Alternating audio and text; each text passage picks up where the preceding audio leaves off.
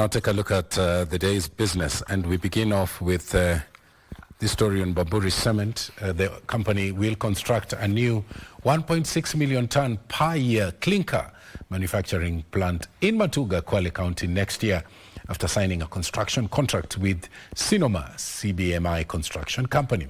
President Ruto, who witnessed the signing of the 32 billion shillings project, says that the investment is a major boost to expanding manufacturing to create jobs and reduce reliance on importation of construction materials. Trevor Ngendo reports. Kenya has been relying on imported clinker to meet domestic cement production demand.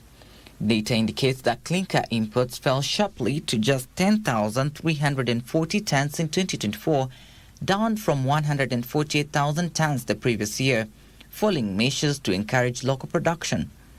The new Matuga clinker manufacturing plant is expected to drive this number even lower. It is not possible for us to continue importing cement. We cannot import what we can produce in Kenya, whether it is cement, whether it is maize, whether it is wheat, and everything else. This is a $250 million foreign direct investment. This project will also reduce the reliance of imported clinker and will make Kenya self-sufficient.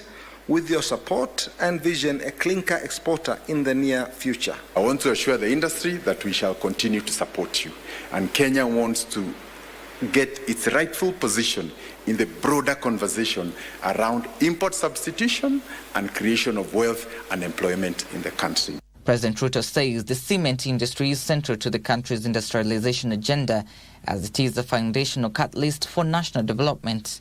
The demand for cement, steel, fittings and other building materials generated by this program is revitalizing local industries, strengthening domestic supply chains, and keeping value and jobs within our economy.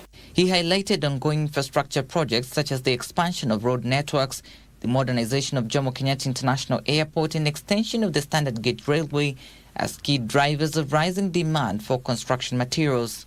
My intention is that for the next 20 years, Kenya is going to be one big construction site.